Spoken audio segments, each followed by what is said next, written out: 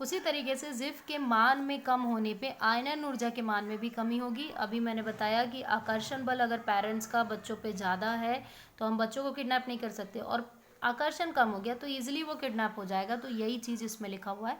अतः कह सकते हैं कि यही कारण है कि आवर्त सारणी में जब बाएं से दाएं जाते हैं, जब हम बाएं से दाएं की ओर जाते हैं तो जिफ में वृद्धि होती है।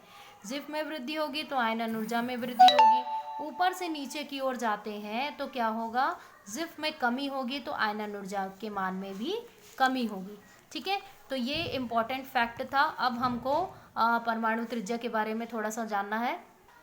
परमाणु त्रिज्या अगर देखा जाए तो आवर्त में ऊपर से नीचे की ओर जाते हैं तो परमाणु की त्रिज्या में क्या होता है, वृद्धि होता है।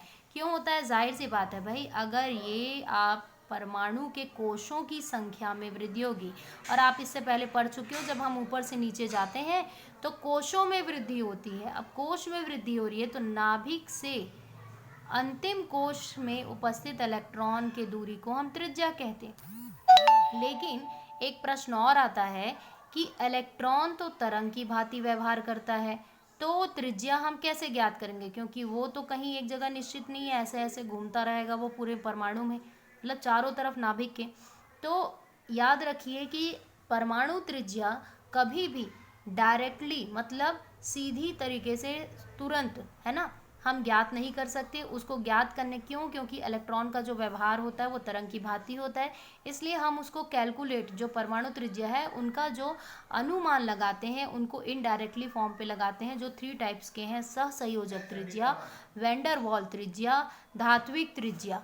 तो ये 3 त्रिज्याओं के बारे में आप ऑलरेडी पढ़ चुके हो, है ना। एग्जाम के पहले जब मैंने इस टॉपिक को पढ़ाया था तो ये कंप्लीट हो गया था।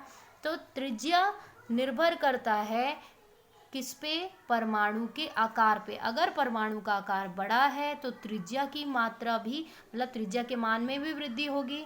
अगर परमाणु के आकार में कमी आती है तो त्रिज्या के मान में भी कमी आएगी। तो यहाँ पे आपका 3rd चैप्टर आज रियल में ऑलमोस्ट ख़त्म होता है। इसमें इम्पॉर्टेंट अब कुछ भी नहीं है। ठीक है, मैंने सारे टॉपिक अब कवर कर दिए हैं। फिर भी आप बुक रीड करते हो, कोई टॉपिक मुझसे छूट गया हो या स्किप हो गया हो तो आप मुझे मैसेज करके वो टॉपिक पूछ सकते हैं। मैं उस टॉपिक पे वीडियो बनाकर आपको सेंड कर दूंगी। इससे रिलेटेड कोई भी डाउट हो तो एनी टाइम कॉल या मैसेज आप कर सकते हो बच्चों। Good luck.